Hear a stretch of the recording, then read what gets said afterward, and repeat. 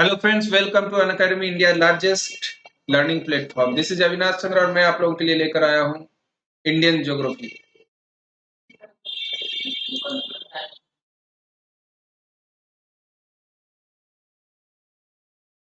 चलो दोस्तों, हम लोग स्टार्ट करते हैं। आज का टॉपिक सबसे पहले छोटी छोटी मगर मोटी बातें। Let's crack Jharkhand exam. Crack JPSC with India's largest learning platform. आप जहां पर उपस्थित हो अभी, वो भारत का सबसे बड़ा लर्निंग प्लेटफॉर्म है, जहां से आपको बुनियादी शिक्षा मिलेगी और जहां से आप रिजल्ट प्राप्त कर सकते हो। ठीक है। नेक्स्ट, सबसे पहले मैं आपको अपने बारे में बता दूं। मेरा नाम अविनाश चंद्र महतो है। बेसिकली मैं जमशेदपुर झारखंड का रहने वाला हूं और काफी लंबे समय से मेरे को बीपीएससी जीपीएससी पढ़ाने का अनुभव है और इन सारे बच्चों को मैं गाइडलाइन करता रहा हूं और उम्मीद करता हूं कि आगे भविष्य के लिए आप लोगों का भी दिशा मार्ग प्रशस्त करूं। What you will get this platform. सबसे पहले मैं आपको बता दूं कि डेली लाइव क्लासेस आपको यहाँ मिलेंगे। That means chat with your educator, engage in discussion, ask your doubts and answer polls. आप अगर किसी भी तरह का डाउट फील करते हो, किसी भी तरह का अगर आपको डाउट होती है, किसी भी प्रकार की समस्या होती है, तो डेफिनेटली आप हमारे एडुकेटर से उस चीज को पूछ सकते हो। Second is structural courses. Structural courses that means कि जो भी यहाँ पर कोर्स बनाया गया है वो according to your based on syllabus, आपके सिलेबस को देखते हुए बनाया गया है ताकि आप टू द पॉइंट उसको पढ़कर अपने मंजिल को प्राप्त कर पाओ। Third is live test and quizzes. Evaluate your preparation with our regular mock test and quizzes and get details analysis on your performance. आप अपने आप को इवेल्युएट कर सकते हो कि आपकी प्रिपरेशन किस स्तर तक पहुंची है और एनालिसिस कर सकते हो कि आपका स्तर क्या है। इसके अलावे मैं बता दूं कि अनलिमिटेड एक्सेस, मतलब अगर आप एक बार सब्सक्रिप्शन ले लेते हो तो चाहे ऑनलाइन हो क्लासेस, लाइव क्लासेस हो, चाहे रिकॉर्डेड कोर्सेज हो, वो लगातार हमारे से आप जुड़े रहोगे। Okay.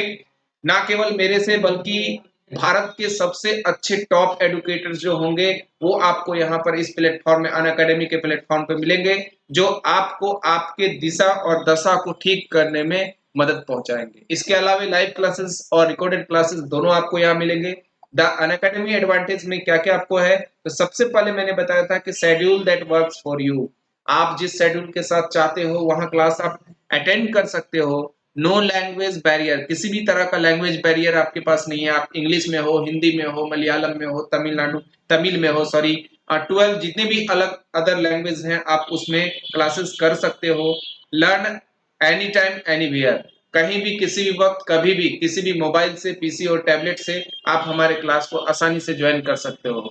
Interact with your educator, आप हमारे एडुकेटर के साथ इंटरेक्ट कर सकते हो। कहीं भी कंफ्यूजन हो, डिस्कशन हो, वो आप उसमें रुचि ले सकते हो, जानकारी ले सकते हो। And get your doubts clear, अपने क्लियर डाउट्स को क्या कर लेना है, क्लियर कर लेना है। आंसर लाइव पोल्स, ठीक है। इसके अलावा आपके जो होंगे क्वेश्चन से आंसर जो है वो आंसर लाइव पोल्स होंगे। और मैं पहले भी बता चुका हूं कि आप लोगों का प्रत्येक रविवार को 3 बजे से महासंग्राम की योजना रखी गई है और उस महासंग्राम में इसी तरह का कुछ होने वाला है।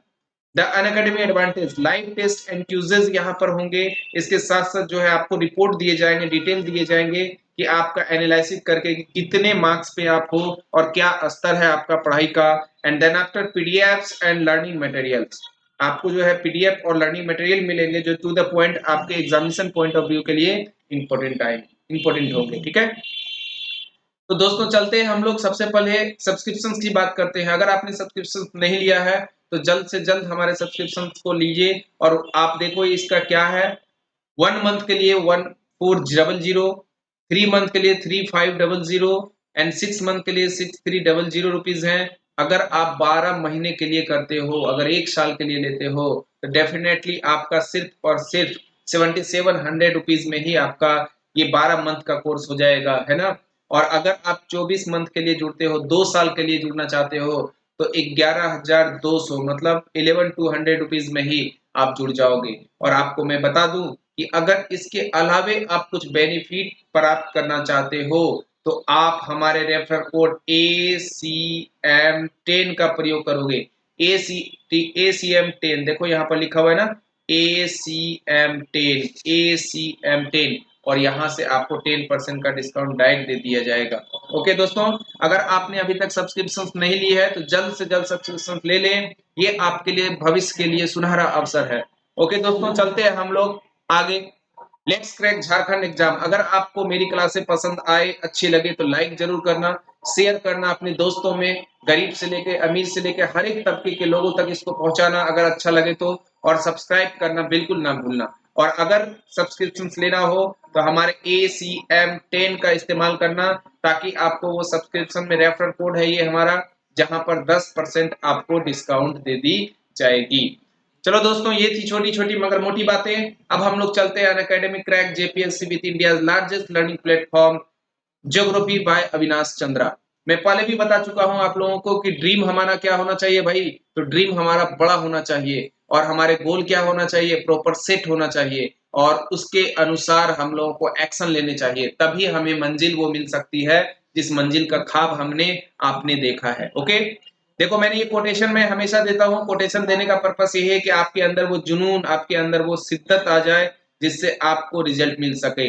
यदि तुम उड़ नहीं सकते तो दौड़ो, यदि दौड़ नहीं सकते तो चलो, यदि चल नहीं सकते तो रेंगो, जो भी हो आगे बढ़ते रहो। यानी रुकना नहीं है, थमना नहीं है, जब तक कि आपको मंजिल ना मिल जाए, जब तक कि आपको रिजल्ट ना मिल जाए, तब तक आप उड़ते रहो। उड़ नहीं सकते तो दौड़ो, दौड़ नहीं सकते तो चलो, चल नहीं सकते तो रेंगो, लेकिन आगे बढ़ते रहो। चलो दोस्तों, आगे चलते हैं हम लोग। हम लोग का टॉपिक है इंडियन ज्योग्राफी के अंतर्गत हम लोगों ने पिछले क्लास में पढ़ा था ज्योग्राफिकल इंट्रोडक्शन ऑफ इंडिया, यानी भारत का भौगोलिक परिचय, जिसके अंतर्गत हम लोगों को अध्ययन करने थे भारत के जितने भी स्टेट है एंड यूनियन टेरिटरीज हैं उसके बारे में। दैट मीन्स कि हमने बताया था आप लोगों को कि 28 राज्य और 8 केंद्र शासित प्रदेश, 26 जनवरी, क्या बताया था मैंने, 26 जनवरी 2020 तक कुल कितने राज्यों की संख्या है, 28 राज्य, और केंद्र शासित प्रदेशों की संख्या कितनी है, 8।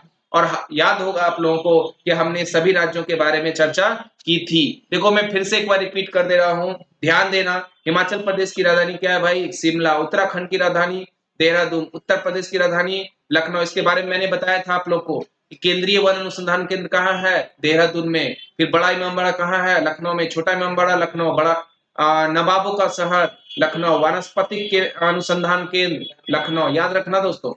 इसके बाद मैंने बताया था बिहार। बिहार की राजधानी पटना। पटना यानी पाटलिपुत्रा को कौन बसाया था, उदयन। पितृ हत्या, याद है ना। झारखंड की राजधानी रांची। पश्चिम बंगाल की कोलकाता। उड़ीसा का भुवनेश्वर। आंध्र प्रदेश अमरावती। तेलंगाना हैदराबाद।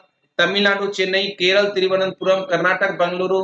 महाराष्ट्र मुंबई। गोवा पणजी। और गुजरात गांधीनगर।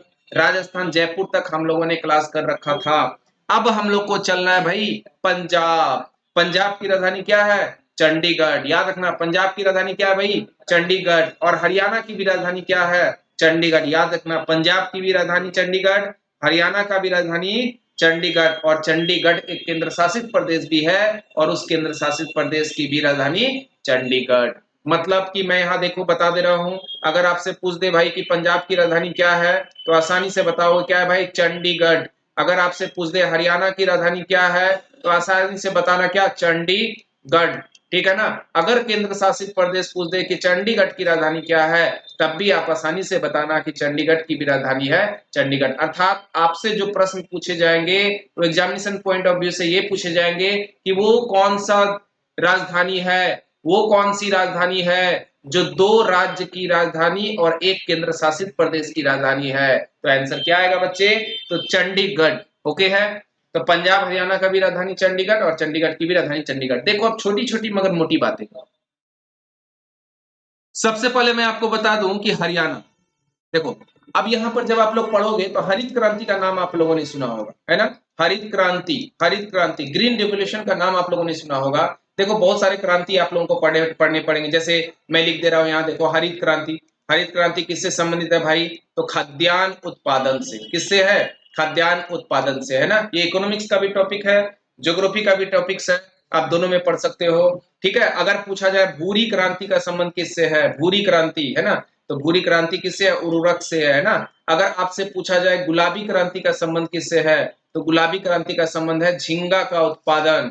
और इसके साथ साथ प्याज का भी महत्व दे सकते हो, है ना। इसके बाद अगर आपसे पूछ दे कि गोल क्रांति का संबंध किससे है, तो लोग गोल से क्या होगा, आलू, याद रखना आलू की खेती, है ना। आलू किससे संबंधित है, गोल क्रांति, ठीक है। अगर आपसे पूछा जाए कि श्वेत क्रांति का संबंध किससे है, तो श्वेत क्रांति दुग्ध उत्पादन से है, श्वेत क्रांति का संबंध, ठीक है। अगर आपसे पूछ दिया जाए पीली क्रांति का संबंध किससे है, तो पीली क्रांति का संबंध है तेलहन या तिलहन चीजों से, ठीक है, क्लियर है।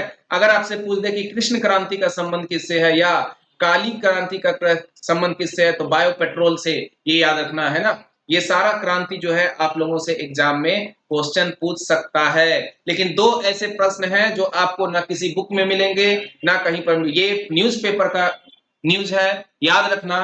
दो क्रांति ऐसे हैं जो आपके लिए यूनिक और नया होगा। एक है जैस्मिन रेवोल्यूशन, जैस्मिन रेवोल्यूशन भाई, चमेली की क्रांति, किसी से पूछ के देखना बता नहीं पाएंगे, चमेली की क्रांति, है ना। तो चमेली की क्रांति का संबंध किससे है, और अम्ब्रेला रिवोल्यूशन, दैट मीन्स छतरी क्रांति, क्या है भाई, छतरी की क्रांति, छतरी क्रांति, है ना। तो चमेली की क्रांति क्या है, देखो एक देश है ट्यूनेशिया, ट्यूनेशिया, है ना। देखो एक देश है ट्यूनेशिया, है ना, मैं लिख दिया हूं ट्यूनेशिया। ट्यूनेशिया देश की जो नेशनल फ्लावर है, जो राष्ट्रीय फूल है, उसका नाम है जस्मीन, क्या नाम है, चमेली। और ट्यूनेशिया में लोकतंत्र के डेवलप के लिए, डेमोक्रेसी के लिए जो यहाँ पर मुहैया चलाया गया था, लोगों के द्वारा आंदोलन चलाई गई थी, इसलिए इसका नाम पड़ा था चमेली की क्रांति। तो क्लियर है ना, चमेली की क्रांति किससे संबंधित है, तो ट्यूनेशिया में चले लोकतंत्र से, ठीक है। अब देखो छतरी क्रांति क्या है, छतरी क्रांति है हांगकांग से, किससे है, हांगकांग से, याद रखना छतरी क्रांति का संबंध किससे है, हांगकांग से। एक नया और यूनिक क्वेश्चन है आपके लिए, अच्छे से याद रखना। ये हांगकांग में छात्रों के द्वारा लोकतंत्र की बहाली के लिए स्टार्ट हुआ था छतरी क्रांति। तो बच्चे मैंने दो नए क्रांति से रूबरू करवाया आपको, एक था जैस्मिन रेवोल्यूशन और एक था अम्ब्रेला रेवोल्यूशन, ओके है। चलो मैं चलता हूं अब आगे अपने पॉइंट की ओर। तो हरित क्रांति पढ़ा आपने, भूरी क्रांति, गुलाबी क्रांति, गोल क्रांति, श्वेत क्रांति, पीली क्रांति, कृष्ण क्रांति, इसके अलावा और भी बहुत सारे क्रांति आपको देखने को मिलेंगे। पर हमारा जो टॉपिक है वो है ग्रीन रेवोल्यूशन, ठीक है भाई। क्या है ग्रीन रेवोल्यूशन, देखो छोटी छोटी मगर मोटी बातें। अब सबसे पहले ये समझ लो कि ग्रीन रेवोल्यूशन में क्या क्या प्रश्न पूछे जाएंगे। सबसे पहले पूछा जाएगा कि ये जो ग्रीन रेवोल्यूशन है, जिसे हम लोग हरित क्रांति का नाम दे रहे हैं, ये हरित क्रांति शब्द के जन्मदाता कौन थे, मतलब ये शब्द सबसे पहले कौन बोला, तो याद रखना विलियम गॉड। कौन है, विलियम गॉड। याद नहीं रहे तो गॉड मतलब भगवान याद रखना, है ना। सबका कर्ता धर्ता कौन, ऊपर वाला, है ना। तो हरित क्रांति का जो है शब्द कौन दिया भाई, तो विलियम गॉड दिया। अगर पूछेगा father of green revolution,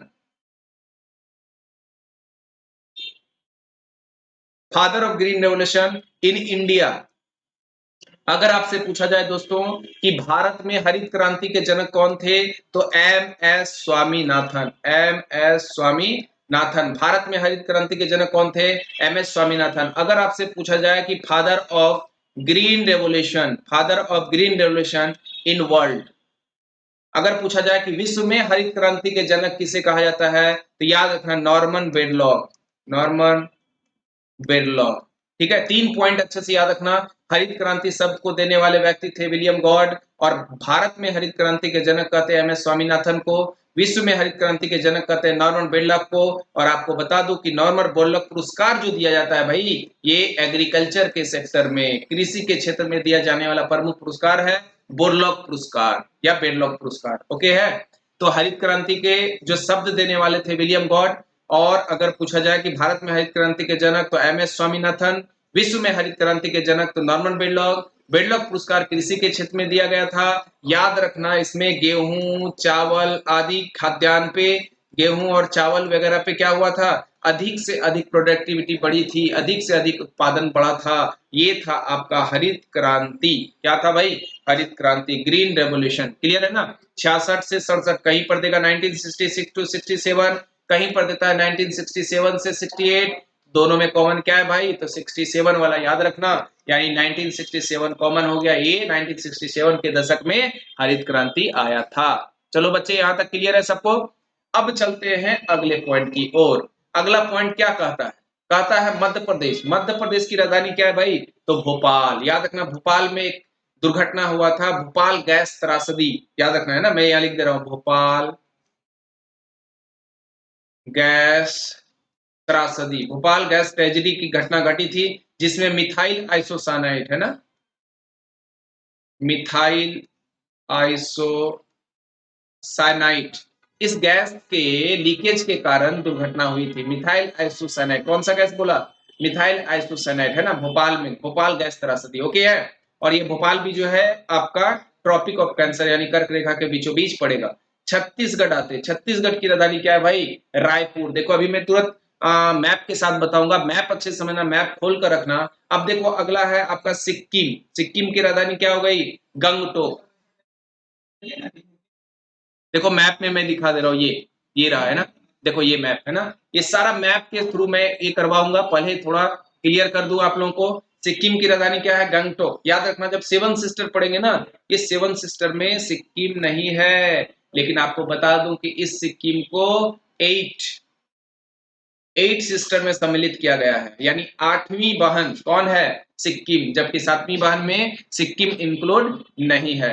Assam देखो, असम की राजधानी क्या है भाई? दिसपुर। और मैंने बताया था कि असम में ही विश्व का सबसे बड़ा नदी द्वीप कौन है? माजुली। विश्व का सबसे बड़ा नदी द्वीप माजुली, विश्व का सबसे छोटा नदी द्वीप उमानंदा, दोनों जो है ब्रह्मपुत्र नदी पर असम में है। याद रखना, दोनों ही ब्रह्मपुत्र नदी पर असम में स्थित है, और ये असम की राजधानी है दिसपुर। इसके बाद आते हैं अरुणाचल प्रदेश। अरुणाचल प्रदेश की राजधानी क्या है भाई? ईटानगर। देखो जो भारत का सबसे पूर्वी राज्य है, ईस्टर्न स्टेट ऑफ इंडिया, वो जो है वो आपका अरुणाचल प्रदेश है। और अरुणाचल प्रदेश का पुराना नाम नेफा था। क्या था? नेफा, है ना, क्या था? नेफा। याद रखना, पूछेगा कि नेफा किसका पुराना नाम था, तो याद रखना अरुणाचल प्रदेश का पुराना नाम क्या था? नेफा, नॉर्थ ईस्ट फ्रंटियर एजेंसी, है ना। याद रखना अरुणाचल प्रदेश का पुराना नाम क्या था भाई? नेफा। अब देखो नागालैंड, नागालैंड की राजधानी क्या है? कोहिमा। नागालैंड का जो ऑफिशियल लैंग्वेज है, वो ऑफिशियल लैंग्वेज क्या है भाई? इंग्लिश है। और अभी हाल फिलहाल में करंट अफेयर्स में पढ़े होंगे कि कुत्ता के मांस को यहाँ पर बेचने के लिए प्रतिबंधित कर दिया है, और अशांत क्षेत्र घोषित किया गया है किसको? नागालैंड को, जबकि इससे पहले असम को ये अशांत क्षेत्र घोषित किया गया था, ओके है। इसके बाद हम लोग चलते हैं भाई कहा? मणिपुर। मणिपुर की राजधानी क्या है? इम्फाल। मणिपुर की राजधानी देखो यहाँ पर इम्फाल। मिजोरम, मिजोरम की राजधानी आइजॉल। देखो यहाँ त्रिपुरा, तीनों ओर बांग्लादेश से घिरा हुआ है ना, ये अभी मैं बता रहा हूँ, त्रिपुरा, अगरतला, ये मेघालय, शिलांग। जो भारत में सबसे अधिक जो बारिश होती है, ये मेघालय वाले क्षेत्र में होती है। देखो मैं फिर से बता रहा हूँ, क्या बताया मैंने? बारिश, वर्षा। अब देखो वर्षा कैसे होती है, वर्ल्ड ज्योग्राफी में आप लोग पढ़ोगे, there are 3 types of rainfall. वर्षा 3 प्रकार में बटा होगा भाई। पहला वर्षा होगा पर्वतीय वर्षा, पर्वतीय वर्षा, है ना, जिसको हम लोग माउंटेनिक रेनफॉल कहते हैं, ठीक है। दूसरा होता है आपका संवहनीय वर्षा, जिसको हम लोग कन्वेक्शनल रेनफॉल कहते हैं। और तीसरा होता है चक्रवातीय वर्षा, जिसको हम लोग साइक्लोनिक रेनफॉल कहते हैं। पर्वतीय वर्षा मतलब क्या?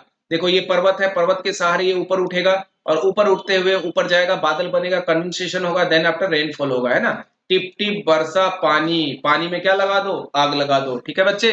तो पानी में आग कैसे लगेगा? जब खूब पढ़ोगे, खूब शिद्दत से मेहनत से पढ़ोगे, तब आग लगेगा, है ना। तो ये इस तरह के वर्षा को हम लोग पर्वतीय वर्षा कहते हैं, ठीक है। अब संवहनीय वर्षा, संवहन का मतलब क्या होता है? ये संवहन क्या करेगा? कन्विक्शनल, कन्विक्शनल मतलब ये ऊपर उठेगी, फिर हवा क्या होगा? भारी होकर नीचे आएगा, फिर हल्का होकर हवा का ऊपर उठने की प्रवृत्ति होगी। ये सर्किल चलते रहेगा, क्या चलेगा? सर्किल चलते रहेगा। इसी तरह के हुए वर्षा को हम लोग संवहनीय वर्षा, कन्विक्शनल रेनफॉल के नाम से जानते हैं। अब देखो चक्रवात क्या होता है ना, ये ऊपर से मैं थोड़ा बता रहा हूं, बाद बाकी हम लोग पढ़ेंगे वर्ल्ड ज्योग्राफी में। चक्रवात क्या होता है? देखो चक्रवात समझने के लिए दो चीज समझना, एक साइक्लोन, एंटी साइक्लोन। चक्रवात प्रति चक्रवात क्या होता है? क्या होता है कि जब बीच में क्या प्रेशर बन जाए? लो प्रेशर, बीच में लो प्रेशर, और इसके आजू बाजू यानी इसका जो परिधि है, सरकम है, इस परिधि में क्या बने? High pressure. यानी जब हाई प्रेशर क्या हो? हाई प्रेशर से हमेशा देखो इसका मूवमेंट किधर होगा? हाई प्रेशर से लो प्रेशर। किधर होगा? हाई प्रेशर से लो प्रेशर। तो जब परिधि से केंद्र की ओर पवन चलने लगेगी, जब परिधि से केंद्र की ओर पवन चलने लगेगी, अर्थात बीच में कौन सा प्रेशर? Low pressure. और ये लो प्रेशर बेल्ट बनेगा, यानी हाई प्रेशर से लो प्रेशर अंदर की ओर चलेगी, दिस इज कॉल्ड साइक्लोन। इसी को हम लोग चक्रवात कहते हैं। तो दोस्तों ये चक्रवात का जस्ट उल्टा ले लो ना, बीच में क्या बन गया भाई? High pressure. चारों तरफ क्या बना है, लो प्रेशर। और सर ने क्या बताया, क्या हमेशा ये ऑलवेज चलेगा high pressure to low pressure, high pressure to low pressure, high pressure to low pressure. अब ये कहां से जाएगी, केंद्र से परिधि की ओर, केंद्र से परिधि की ओर, केंद्र से परिधि की ओर। आप लोगों ने साइंस में पढ़ा हुआ सेंट्रीपिटल एंड सेंट्रीफ्यूगल फोर्स है ना, अभिकेंद्री बल और अपकेंद्री बल। अभिकेंद्री बल मतलब चक्रवातीय जैसा स्वरूप होगा, और अपकेंद्रीय बल मतलब वो आपका प्रति चक्रवात का स्वरूप होगा। चलो बच्चे आगे बढ़ते हैं हम लोग। तो ये चार मेघालय, मेघालय में इतनी बारिश क्यों होती है, इस पे हम लोग चर्चा करेंगे। यानी मेघालय का एक जगह है जिसका नाम है मासिन राम। क्या नाम है भाई, मासिन राम। तो आपको बता दूं कि विश्व का सबसे अधिक वर्षा वाला स्थान पहले चेरापूंजी हुआ करता था, जो मेघालय में ही स्थित है, परंतु आज के डेट में मासिन राम है। याद रखना, यहाँ से दो प्रश्न पूछे जा सकते हैं कि विश्व का सबसे अधिक वर्षा वाला स्थान कौन है भाई, तो मासिन राम। लेकिन विश्व का सबसे अधिक औसतन बारिश वाला स्थान, औसतन अगर यहाँ शब्द का इस्तेमाल करें, average rainfall of the world है ना, अगर औसतन बारिश का चर्चा करें तो याद रखना उसका आंसर होगा इक्वेटर। मतलब क्या, कि मतलब जो इक्वेटर है उस इक्वेटर पर, देखो ये मैप है ना, ये मैप में ये जो इक्वेटर है यहाँ पर हमेशा क्या होते रहता है, टेम्परेचर ज्यादा, और यहाँ पानी की उपलब्धता भी है। देखो यहाँ प्रशांत महासागर है, अटलांटिक महासागर है, इंडियन ओशियन है। तो बहुत सारे बड़े बड़े महासागर की उपस्थिति और सूर्य का सीधा किरण पड़ने के कारण यहाँ गर्मी भी ज्यादा और बारिश भी ज्यादा, इस कारण यहाँ पर बारिश अधिक होती है। तो जब पूछेगा average rainfall of the world तो इक्वेटर, और जब पूछेगा विश्व का सबसे अधिक वर्षा वाला स्थान तो मासिन राम। आपको बता दूं कि इसी मेघालय में गारो, खासी और जयंतिया, गारो खासी जयंतिया पहाड़ियां हैं, और ये गारो खासी जयंतिया जो है वो खुद एक जनजाति भी है, और इसी जनजाति के कारण यहाँ पर पहाड़ी भी है। आप देख रहे हो ना, पहाड़ी जनजाति दोनों का याद रखना, गारो खासी और जयंतिया। आपको बता दूं कि जो खासी पहाड़ी है, इसी खासी पहाड़ी पर है स्थित कौन, मासिन राम। तो मासिन राम कहाँ है भाई, खासी पहाड़ी पर। मासिन राम कहाँ है, खासी पहाड़ी पर। ठीक, तो बहुत ही रोमांचक होगा, इसके बारे में और हम लोग को पढ़ना है आगे के टॉपिक में। फिलहाल मैं आगे बढ़ाता हूं आप लोगों को, देखो ध्यान देना। अब क्या होता है कि यहाँ पर बारिश होने की वजह क्या है, अब बारिश होने की वजह को ढूंढते हैं कि आखिर क्या कारण है कि यहाँ बारिश होता है। तो देखो ये मैंने पिक्चर बनाया, ये है पोलियो ओरिएंटेड इंडिया, ये है आपका मेघालय। मेघालय को थोड़ा जूम कर दो भाई, तो यहाँ पर तीन क्षेत्र मिलेगा, एक गारो है, एक खासी है और एक जयंतिया है। आपको बता दूं कि एक खासी जो खास कर है ना, यहाँ मेघालय के जो पठार है, ये मेघालय का पठार कुछ इस प्रकार से बना हुआ है। कैसा बना हुआ है, कीपाकार। कैसा बना हुआ है, कीपाकार। कैसा बना हुआ है, कीपाकार। और जब बारिश होती है ना तो ये सभी से टकराते टकराते टकराते टकराते यहाँ पर मूसलाधार बारिश कराती है, और यही मूसलाधार बारिश होने के कारण मासिन राम जो है विश्व का सबसे अधिक वर्षा वाला स्थान है। तो दोस्तों ये गारो खासी जयंतिया से टकरा कर खूब बारिश कराती है, यही कारण है कि यहाँ पर बारिश बहुत ज्यादा होती है। ये आपका बे ऑफ बंगाल है, ये आपका अरेबियन सी है, और ये आपका इंडियन ओशियन है। ठीक है ना, तो ये बे ऑफ बंगाल, इंडियन ओशियन और अरेबियन सागर है ना। तो जब जाती हुई मानसून, जब आप एक शब्द पढ़ोगे monsoon, monsoon is an Arabian word, there are two types of monsoon, first is south west monsoon and second is north east monsoon, है ना। यानी दक्षिण पश्चिम मानसून, याद रखना दक्षिण पश्चिम मानसून एक है जो यहाँ से क्रिएट होगा, और एक है नॉर्थ ईस्ट मानसून जो इधर से क्रिएट होगा, जिसको हम लोग लौटती हुई मानसून के रूप में जानते हैं। ठीक है बच्चे, तो ये दो प्रकार का मानसून है। और मानसून कैसा शब्द है भाई, तो अरबी शब्द है। कैसा शब्द है, अरबी शब्द है। और मानसून का शाब्दिक अर्थ होता है पवनों की दिशा में परिवर्तन, पवनों की दिशा में परिवर्तन, पवनों की दिशा में परिवर्तन। तो ये साउथ वेस्ट मानसून जब क्रिएट होता है तो ये अरबियन सी से लगभग 65% बारिश करा देता है, और जब ये बे ऑफ बंगाल के पास से रहता है तो ये 35% बारिश यहाँ से करवाता है। और आप याद रखो कि ये जो पार्ट्स दिख रहा है मेघालय गारो खासी जयंतिया वाला पार्ट, जाती हुई मानसून से भी यहाँ ताबड़तोड़ बारिश होती है, और आती हुई मानसून से भी यहाँ ताबड़तोड़ बारिश होती है।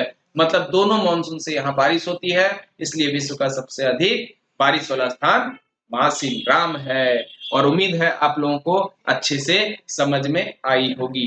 तो चलो दोस्तों आगे बढ़ते हैं, समझ में आ रही होगी सभी लोगों को। अगर अच्छा लगे तो लाइक जरूर करना, शेयर तो जरूर करना, क्योंकि जो भी बच्चे इस चीज को नहीं समझे होंगे वो आसानी से इस चीज को समझ ले। चलो मैं आगे बढ़ता हूं अपने पॉइंट की ओर। ओके,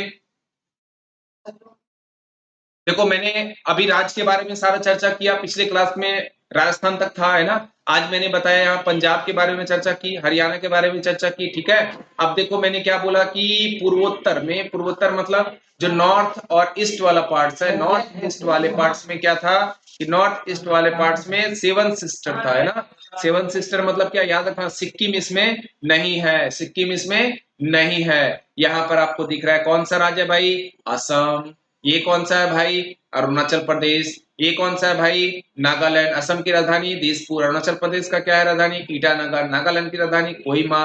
मणिपुर की राजधानी इम्फाल। मिजोरम की राजधानी आइजोल। त्रिपुरा, देखो त्रिपुरा बांग्लादेश से तीनों ओर से गिरा हुआ है, एक ओर से, दो ओर से, तीनों ओर से। तो तीनों ओर से बांग्लादेश से गिरा हुआ है कौन, त्रिपुरा। याद रखना, त्रिपुरा तीनों ओर से बांग्लादेश से घिरा हुआ है। और यहाँ हो गया मेघालय, ये हो गया आपका कौन, सेवन सिस्टर। इसको हम लोग क्या बोलते हैं भाई, सेवन सिस्टर। लेकिन आठवां सिस्टर में बना है कौन, सिक्किम। याद रखना, एट सिस्टर। तो अगर पूछेगा सेवन सिस्टर में क्या सिक्किम है, तो बोलना नहीं। लेकिन आठवीं सिस्टर में सिक्किम है, तो बोलोगे हाँ। तो आठवीं बहन कौन, सिक्किम। उम्मीद है दोस्तों समझ में आई होगी। अब चलते हैं हम लोग अगला पॉइंट। आगे पॉइंट है हम लोग का भारत के केंद्र शासित प्रदेश।